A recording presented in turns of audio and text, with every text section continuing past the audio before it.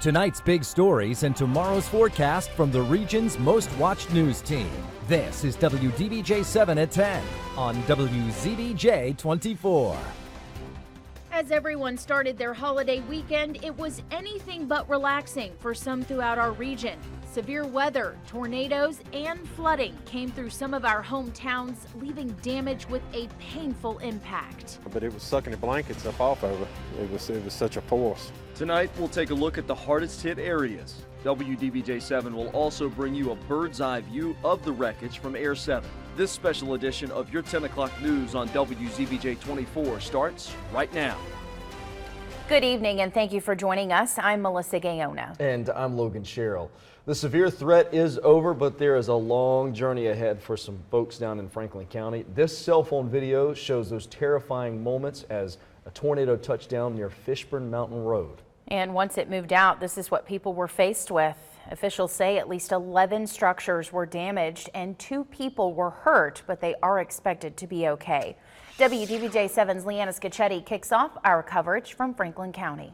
I come outside and looked, I could hear it coming. It sounded just like a train. No more than an hour after a tornado ripped through this ridge in Franklin County did the friends and family of the Andersons come running. I could see the roof was gone, so I turned up in the driveway and I got out and started hollering for Dolores, and she was in the basement, thank God, and had to unlock the door, but we got her out pretty good. Mr. Anderson arrived next, finding his home in shambles. Devastating, but could be worse. Bricks are scattered, trees uprooted, the path of this destructive storm made visible in the ridgeline. But equally as visible in this neighborhood is the love. There are a lot of people out here. Who are these people? Just friends. Just friends and neighbors that do anything they can to help. Between downpours and wind gusts, friends salvaged items they could. Yeah, we're tight. Real tight. Good people. The Andersons have a place to lay their head tonight, clean clothes, and a reassurance that not even a tornado can uproot this family. It's just take time. Just makes you feel God's here helping with them too. And we're also getting a bird's eye view of the storm's intensity from Air 7. Once that weather settled in Franklin County, photographer Sam Doyle took to the sky. From the moment Air 7 left the ground, it was clear to see how wide the path of destruction spread along US 220 in Franklin County. Hundreds of yards of trees uprooted and snapped like twigs. Just next to where Air 7 took off, a home that stood for over 40 years on Windy Ridge Road nearly flattened, its contents thrown all over the backyard. About a half a mile south and across 220 from the first house that's on the top right corner of your screen, more people are picking up the pieces of their destroyed property. This double wide on FISHBURN Mountain Road was reduced to a pile of rubble, a rental property that was undergoing repairs and was empty at the time of the tornado. A nearby building less than 100 yards away still stands but is missing most of the shingles on its roof. Across FISHBURN Mountain Road, Scrapco, a metal recycling business, has buses pushed around like toys, one coming to rest on top of another. A final look at the path of destruction and the power of this storm. People who live in the area just thankful no one was hurt. Along with that confirmed tornado, WDBJ 7 followed tornado warnings throughout the day, and we stayed on the air to keep you updated and keep you safe. Let's go ahead and head on over to Chief Meteorologist Brent Watts with a look at just how impressive today's severe weather outbreak was. And Brent, there was one thing I remember Ian said earlier today that really stuck with me. The line of, I guess, rotation activity, it looked like a conveyor belt at one point. It just did, one after another. One after another, especially through Halifax County today where we saw those storms. And what I want to do is just kind of give you the setup of what happened today. We've got this large low, a lot of very humid air that came into place today. And we also had winds coming in different directions from the south. And then the whole storm itself was moving to the east. What you're going to notice Every little purple area on this map is a tornado warning. There were 17 of those tornado warnings that were issued today by the National Weather Service. I'm gonna have to go back and look and see how many is one of the worst days that we've had, certainly to compare. But today was definitely one of those memorable days where we had multiple tornadoes, likely multiple tornadoes out of those 17 warnings. The National Weather Service Storm Survey team is going to go out to Franklin County tomorrow. They're also going out to Bedford County and to Halifax County tomorrow to take a look at this damage, just to see if these were all indeed tornadoes or maybe there were straight line winds. But certainly these tornadoes come in all different shapes and sizes. Some could be smaller, some much larger, and the one in Franklin County was certainly on the impressive side. Now, still finding some scattered showers and some isolated thunderstorms, with the severe threat really winding down for us tonight. Can't rule out 1 or 2 showers, especially through the NRV, so just a heads up on that. I think the greatest impact that we would see tonight would be heavy rain if you get one of those downpours. Same thing as we get into Saturday, some scattered showers, maybe lingering into early Saturday night, and then Easter Sunday looking beautiful with those temperatures back into the 60s. We'll take a closer look at that weekend forecast for you coming up in just a few minutes. Brent, thank you. A possible tornado hit a home in Halifax, knocking down trees and destroying their storage shed. WDBJ7's Kendall Davis has more from the scene. As you can see behind me here, the destruction left by the storm that came through Halifax County is devastating, and the fact that the homeowners are still here to talk about it is nothing short of a miracle. Ronnie Roller was working in his garage Friday afternoon when all of a sudden he heard the wind rowling through his yard. He ran outside to see what was happening, and before he knew it, debris was flying past his face, and he was stranded outside with nothing to hold on to. Roller says in a matter of just 30 seconds, everything was over. He walked around the corner to see his storage shed demolished and a number of other things in his lawn, yards away from where he left them. Looking at what's left behind, Roller says he's only still here because someone was watching over him. Just thanking God for the fact that I'm here and I'm not in the hospital and I'm not at a funeral home right now. Either one of us is just, amazing. And making this Easter weekend one that Roller and his wife will never forget. In Halifax County, Kendall Davis, WDBJ7. In Pulaski, heavy rains caused flash flooding in town, trapping cars and forcing streets to close around the city. WDBJ7's Eric Miller has been monitoring the situation all afternoon and has that part of the story.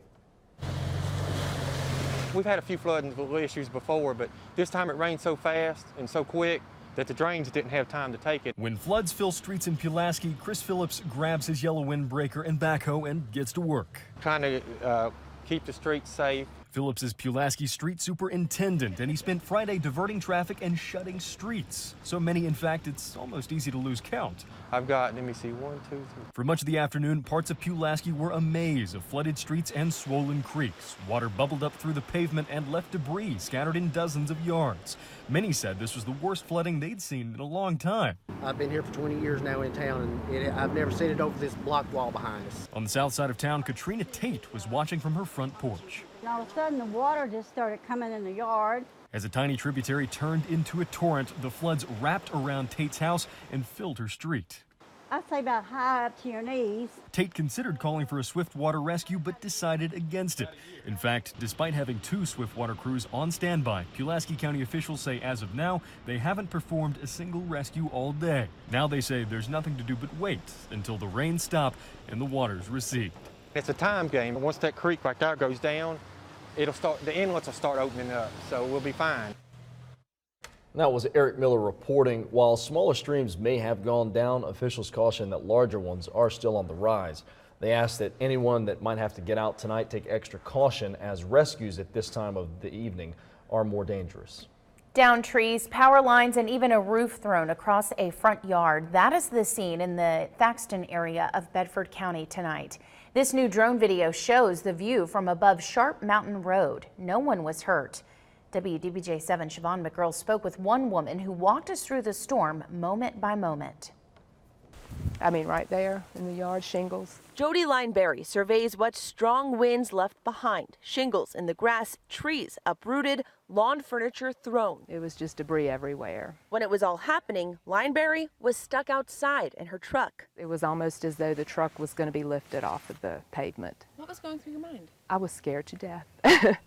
It was very, very hard. When things cleared, Lineberry tried to drive down the road but couldn't get anywhere. This is the aftermath of what she saw. Gray skies looming over the road with trees scattered on either side. It was pretty bad. The same winds ripped Chris Stage's barn roof off the base of the building. Pieces were laying on the front yard and hanging from tree limbs. I was upstairs and I just heard real high velocity wind, and I looked out the window of my tree. All the limbs were just like straight up in the air. In the storm's wake, about 100 were left without power. Crews spent all afternoon cleaning debris, but the Thaxton community walked away with no injuries and only minor damage to homes. How fortunate we all are to be okay, and no one was hurt. And neighbors kind of come together to help each other. That was the good thing. Siobhan McGurl, WDBJ7. It's crazy to see those trees just picked up completely and out of the knocked over. ground. And it really is. It's a miracle that no one was seriously hurt or killed. Yeah. So we count our blessings for that tonight. Still ahead, many of you have shared photos and videos as the severe weather was moving in where you live. We'll take a look at this storm from your perspective after this break.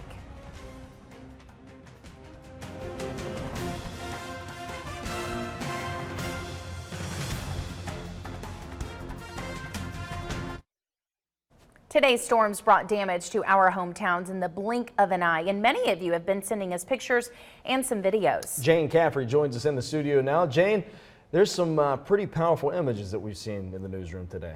Logan, Melissa, there sure are some unbelievable images that really capture the power of these storms and the damage that they can cause.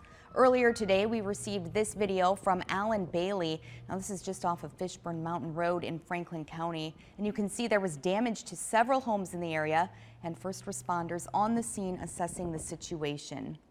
This photo was taken on Route 220. You can see a truck just crushed under that tree. William Ritter says his relative was injured when the tree fell on that vehicle. And the tornado in Franklin County left trees littered on the sides of Route 220. Drivers navigated around the debris earlier this afternoon. But after it all, a little bit of inspiration. Jennifer LaRue Ibrahim sent us these photos of a rainbow after the storm. This was on I-81 near Draper just after 6 p.m. She said the rainbow completely stretched over the interstate. And Logan, Melissa, very few good things come from these strong storms, except for maybe moments like that, or of course we've seen a lot of people coming together to support one another.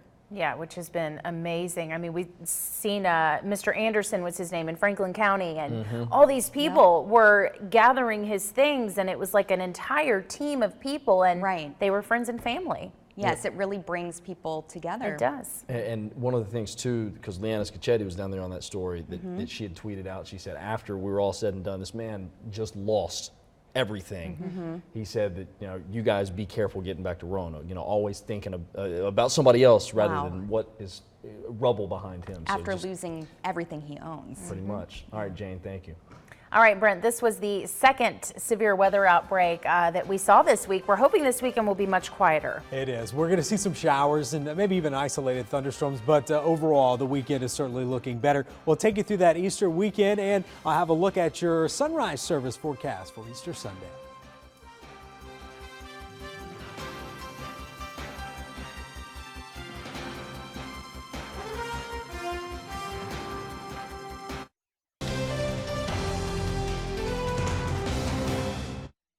"17 tornado warnings that were issued today. We saw the one in Franklin County. National Weather Service is going to go out and investigate several more damage sites tomorrow. But one thing, this is a new video that I got this evening from 5:20 this afternoon, a possible tornado, or in this case a water spout, going right over Bugs Island Lake. And you can see that right in here. It's pretty much crossing the lake. The winds are picking up, and look at the white caps on the lake there, Bugs Island Lake. Just impressive with this storm that moved over, and certainly the National Weather Service will be investigating some of these storms over the next couple days, not just in Virginia, but in several surrounding states, South Carolina, North Carolina, and even beyond. Now, we do have some showers still to contend with, and even a couple isolated thunderstorms that have been watching this evening. Overall, the severe threat looks looks fairly low for us through the rest of the night and for the weekend. But with that being said, I can't rule out some downpours, maybe leading to some isolated flash flooding as this rain moves into already saturated areas. So just a heads up, at this point, I don't foresee anything that would be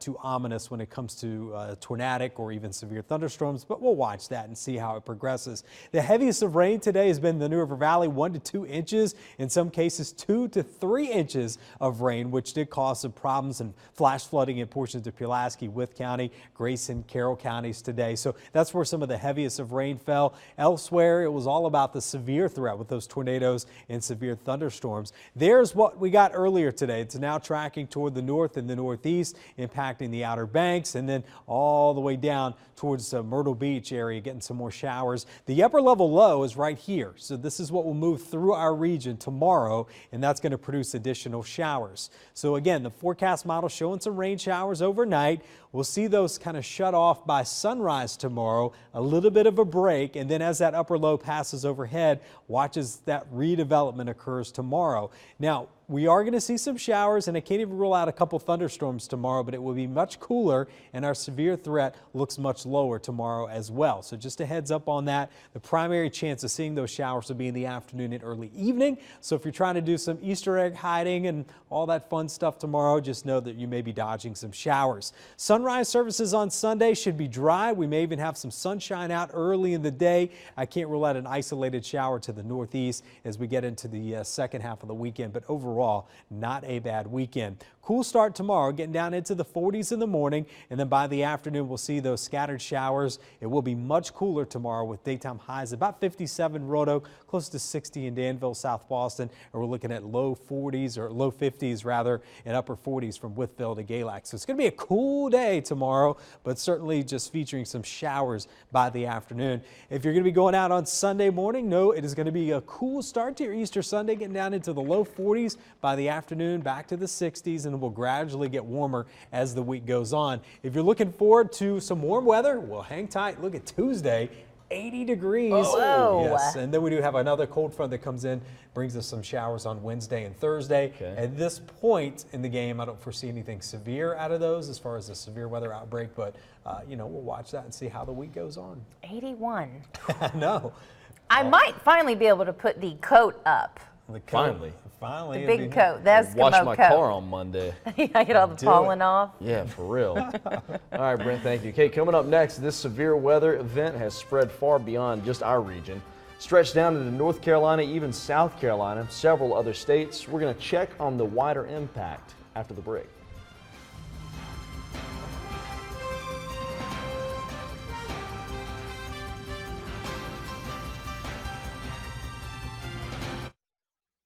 National Weather Service crews will survey damage, a trail of damage rather, left behind in North Carolina. Take a look. One family in Monroe, which is just southeast of Charlotte, reported damage on their property from the storm. Now their shed collapsed, debris, lawn furniture was thrown all over the yard. The family believes it was a tornado that caused the damage. We were just sitting and the rain started and all of a sudden it was just game on. Blowing everywhere. It was shocking, and the fact I didn't hear anything, everybody said, oh, you hear like a train or something. I didn't hear anything but rain and massive wind. In areas close by, there was damage to homes and buildings and power outages caused by downed trees. And here's a look at the aftermath in South Carolina. This is in Lancaster, where you can see the wall of a building was ripped off the side. Bricks collapsed onto the road. And the National Weather Service crew is also expected to survey damage in South Carolina as well as this weekend. We'll be right back after this break. We spent a lot of time under dark skies today, but one woman in the New River Valley was able to spot some hope. Paula Reed sent us this photo of a little sun peeking through the clouds in Christiansburg, and we have a much calmer weekend to look forward to. Oh, that is a good shot right there. Especially on this Easter weekend with what's coming up right around the corner. I mean, that's seeing the rainbows, seeing the sun, yeah, you know, breaking through all the darkness. Oh, Lord, yeah. You know, I think too, Logan, when you have times of devastation like what we had today, people losing everything they had, I think just what some of us may take for granted, small things that you may see in the sky or something, they really hold on to those things, you know. Because it they mean does. a lot. It's that sign of hope that, you know, tomorrow is going to come, and that you have a dozen or more people, that friends, families, total strangers showing up. I mean, we saw the video throughout the day of people just coming by and saying, well, I was okay, so I need to go check on my neighbors and make sure everybody's okay. And it just, you know, it like I said, especially this weekend, you know, so it's just, again, I'm glad nobody got seriously hurt out there. Yes, it's amazing. All right, we got much more coming up right here on WZBJ 24. We'll be right back after the break. Tonight's big stories and tomorrow's forecast from the region's most watched news team. This is WDBJ 7 at 10 on WZBJ 24. Now at 10:30, severe weather across our region brings a tornado, flash flooding, and widespread damage. We are following the latest from across Southwest Virginia and southern states that were impacted by the same storm. Thank you for staying with us. I'm Logan Sherrill. And I'm Melissa Gaona. Continuing coverage of today's severe weather in Franklin County, the tornado also caused major damage near the intersection of Route 220 and Fishburn Mountain Road. WDBJ 7's Joe DeShiel takes a closer look at what happened there. We know what the tornado looked and sounded like as it tore through Franklin County, because Doug Worley captured the funnel cloud on his cell phone. We took cover pretty quick inside, and because we thought it was getting pretty serious. And we can see the aftermath in this Air 7 video from Fishburn Mountain Road, where a home was torn apart by high winds. Our mouth fell open and we just couldn't believe it, really, you know. Despite all of the damage, the Worleys were feeling fortunate on Friday afternoon. Even though their rental home was destroyed, no one was living there. And while the tornado tossed a bus and other equipment, the scrapyard was closed, so the 6 employees who normally work there were not in harm's way when the tornado touched down. Somebody had been in this house, you know, or even in the lot over there working. It could have really been bad, but glad for that. In Franklin County, Joe DeShiel, WDBJ 7.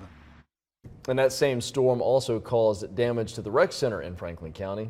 Uprooted trees, bleachers tossed over fences, and a row of football lights are out. But thankfully, as we've been saying this evening, no one was seriously hurt. Officials are commending emergency crews for being organized and ready to help those in need. Also very thankful for our public safety, Sheriff's Department, State Police, Salvation Army, VDOT, the Virginia Department of Emergency Management, many resources, cooperative resources today. And the damage is estimated at around $300,000. Earlier today, hundreds were without power in Franklin County. Here's a look at the Appalachian power outage map right now. You can see power been restored to a lot of folks throughout the area, but still a few folks in the dark tonight. And thankfully, the tornado threat is over, but there are still areas that are seeing heavy rain. Chief Meteorologist Brent Watts has a look at the heavy rain. Hey there, Brent. Hey, Melissa. Yeah, the radar has been lighting up once again, more specifically through the New River Valley, where we did have a lot of heavy rain today, several inches, 2-3 inches in some cases with some flash flooding. But that's where we're noticing more rain that is developing, moving from south to north through the NRV. Kind of give you an idea, right over Wytheville, also Hillsville, Carroll County along I-77. This is tracking to the north, so it's going to be moving right over you in Pulaski, which you saw already some substantial rain today that caused flooding. So just a heads up, we could see additional flash flood warnings or even some flood warnings that are issued for these areas in the coming hours just because of this rain that's moving through. I don't see anything severe in this at this time. It's more likely just going to produce some rising creeks and streams and ponding water. The other thing we've also been noticing is just even once the severe risk is over, the tornado risk is long gone,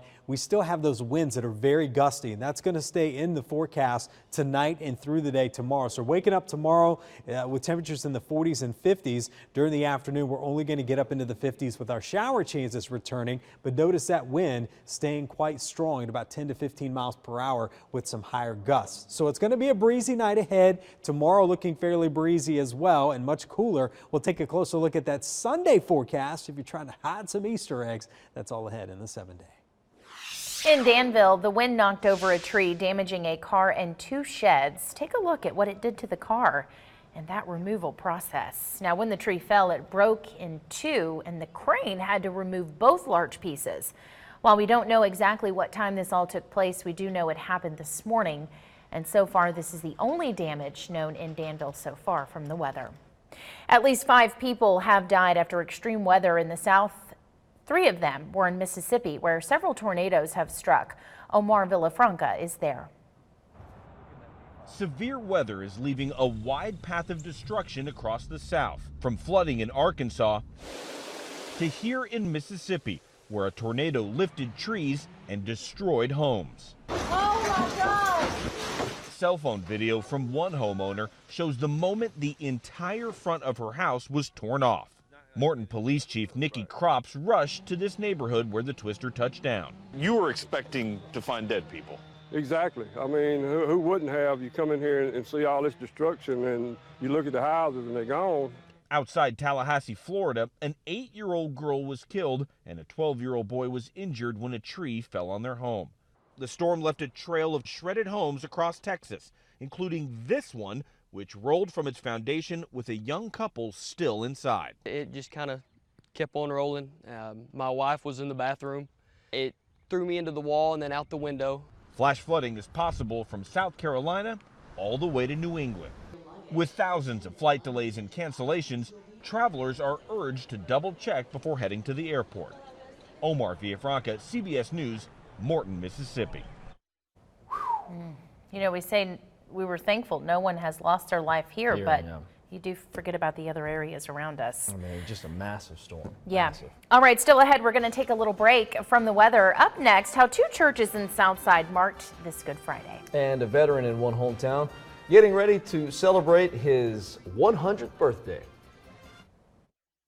There is more sharp reaction today to the Mueller report. For the first time, a major Democratic presidential candidate is calling for impeachment.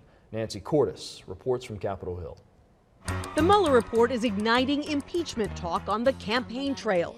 Today, Massachusetts Senator Elizabeth Warren became the first major presidential candidate to say that the severity of the president's misconduct, as outlined in the report, means the House should initiate impeachment proceedings. House freshman Alexandria Ocasio-Cortez signed on to the movement, too.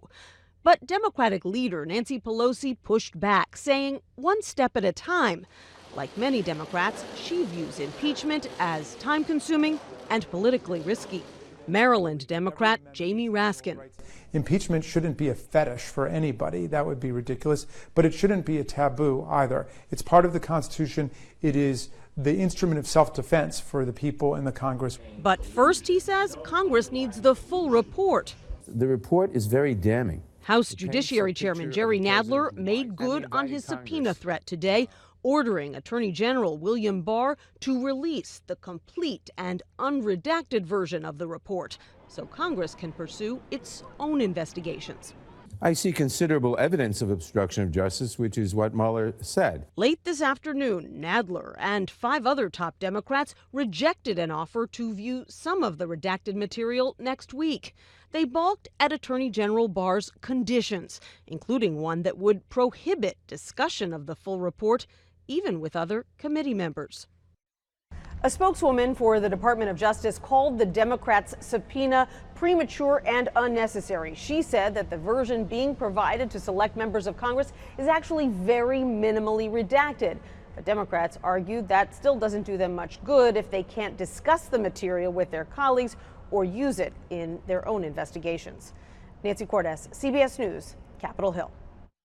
An annual Good Friday tradition looked a little different this year due to the weather. Members from 2 churches in Martinsville still held the Carry the Cross event, but it was inside.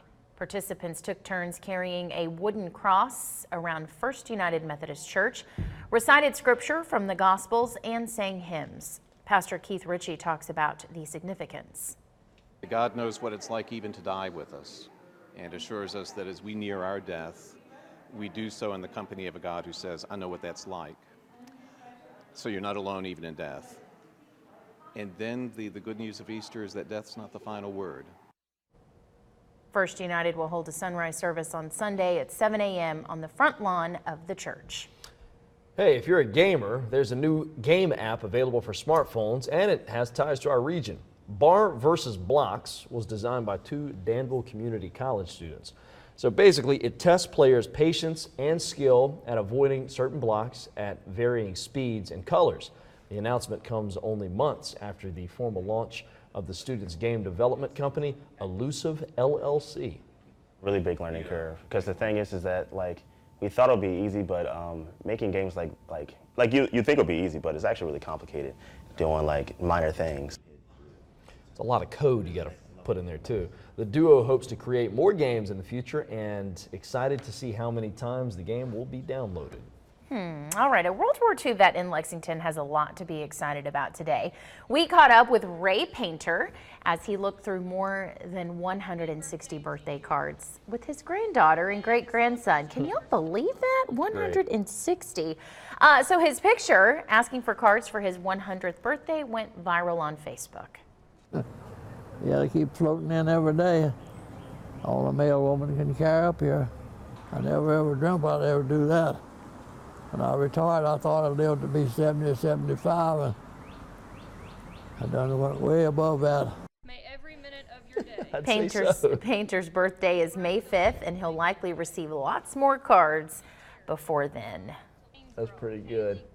I like how more and more people are doing the photo on Facebook. Hey, you know, turning 100 or whatever it might be, send me cards, and they just a massive flood of cards coming through. And you got to know this one, not only is he a World War II vet, but he's 100 years old. I mean, this is like a special. It's a double whammy. I'm surprised he didn't get more than 106. Well, we're not to May now, yet, so. He probably could have gotten anything he wanted, really. But he was very modest and, you know, asked for the small things. Some cake and ice cream. Yeah. Exactly. Hey, listen, today a busy weather day. Finally things settling down as far as a severe threat, although we're watching a couple spots through the New River Valley with some heavy rain, even a couple areas of thunder and lightning too. So we'll monitor that and we'll take you through the Easter weekend forecast. That's all ahead after the break.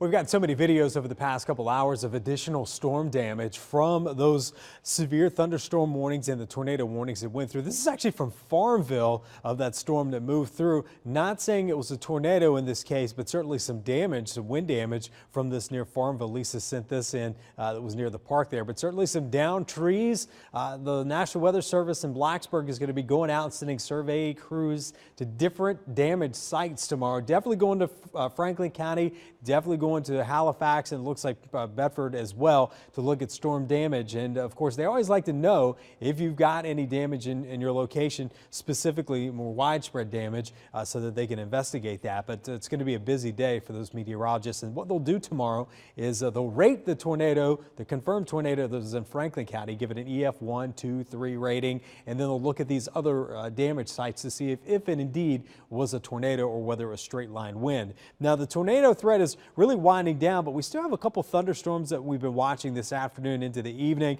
near Hillsville along the I-77 corridor extending down into southern Carroll County. These are moving northward, so they're heading towards you, Pulaski, also into Radford over these same areas that have gotten some heavy rain earlier. Claytor Lake getting these. Also some thunderstorms that we've been looking at with some intense rain move just to the east of Wytheville, in fact through Wytheville, and now tracking to the north. So the Storm Prediction Center still has highlighted a marginal risk for that zone. That basically means it's a level 1 out of 5. So it's low, but there's still the potential that we could see 1 or 2 of these storms pop up that may gain some intensity. So we'll watch those closely. Otherwise, some scattered showers moving through the highlands as well. The storm itself is still down here. It's a low pressure system. We had the cold front that moved through. That's now headed off to the east and the northeast. And then we still have these little areas of showers, kind of these little pinwheels, if you will, of rain that's moving through. And we'll have more of those tomorrow afternoon, but all the heavy rain, steadier rain, and even the severe weather now tracking well to the east of us. So tonight I'm expecting that rain to slowly start to taper off very late tonight. Lows are going to get down into the 40s. It's still going to be quite breezy at times. We've got that sunrise at 6:40 tomorrow. Lots of cloud cover to start out. We'll have some showers that develop, especially by the afternoon as that upper low moves through. Don't expect any of these to be severe, but they could produce some downpours, so that's something we'll have to watch. If you're going out this weekend, it's otherwise going to be a pretty decent weekend, especially the second half. Cool tomorrow with that chance of showers, and then on Sunday I am looking at partly cloudy skies, warmer with daytime highs running in the 60s. So hopefully you can get out and take advantage of that warmer weather on Sunday, because we do have some improvements headed our way for the second half of the weekend. And then next week too, warming to the 70s by Monday, sunshine Tuesday, probably the best day of the week, if you will. Highs near 80 degrees and sunshine, and then we'll bring a few more showers back in Wednesday, Thursday of next week. I know a lot of folks focusing on that 80. I know. Brent, have we hit an 80 yet? We did, not this past week, but the week before. Okay. We did. Okay. We had an 80-degree day. It was very warm. Yeah, I'm liking those. I can never trust what my car says. True. I feel like it's always off. So. Well, sometimes it can be a little off, especially in the warm months. Yeah. All right. Thanks, Brent. Okay, traffic jams are nothing out of the ordinary for drivers in Chicago, but when one officer saw what was causing the backup, she could not believe her eyes. Jeremy Roth has today's Take a Look at This. This Chicago area cop is understandably frustrated. There's a donkey in the middle of I-90. Yep, a donkey was loose on a highway on the city's north side. Authorities say the animal, named Dusty, escaped from its trailer. I am in the middle of the expressway with a donkey. Yeah, all right, no one was injured and Dusty's owners were quickly found. Officials later tweeted the video along with a Shrek joke, because, of course they did. This eerie video shot in Kilgore, Texas looks like something out of a sci-fi movie. But these flashing lights are actually power line transformers exploding. Multiple transformers exploded in succession, knocking out power to roughly 2,300 customers. Authorities aren't sure what exactly caused the explosions, but they quickly went to work restoring power. You know, for a good-looking dude, Game of Thrones character Jon Snow has been surprisingly dense when it comes to dating. Wait, doesn't he know she's... You know nothing, Jon Snow. Yeah, you can say that again. But you know who's got mad game when it comes to thrones? This welding student from Kentucky, who along with help from his instructors built a $7,000 replica of the show's Iron Throne. And he did it for his new bride. The show was one of the first things that my wife and I really bonded on. So it's a really important thing to us. Take a look at this. I'm Jeremy Roth. Game of Thrones. A lot of fans on that one. We'll be right back after this break. All right, today was an important day to keep your WDBJ7 weather app handy. If you do not have it, this is a good time to download it. Just search WDBJ7 in your app store. It is totally free. I know today, this afternoon, I got a text from a neighbor saying, Melissa, let's send the kids to the park. And I'm like, I don't know if that's a good thing, because I had the weather app, though. Right. It was going off that there was heavy rain headed to my area. Yes. So it's good to have, Brent. I mean, listen, on days like today, it could save your life. And I'm not joking. I mean, if you get those warnings, kind of give you advance warning to get to shelter. We've seen so many tornado warnings today. In fact, 17 of them confirmed, wow. You know, 17 tornado warnings, and some of those already confirmed tornadoes. So we'll take a closer look at that coming up at 11 o'clock. Also, I'll show you the radar if we can take a look at that. Just still some more showers that are moving through the New River Valley. Nothing severe at this point, but we are watching some heavy rain over the same areas that already had flash flooding earlier today. So we could have some additional flash flooding taking place in the New River Valley. So just a heads up, we'll monitor that for you. And if you missed that part, tune into WDBJ7 at 11. We'll have an update on that. We've got some new video to show you too. You guys were busy today. Yes. We'll see you at 11.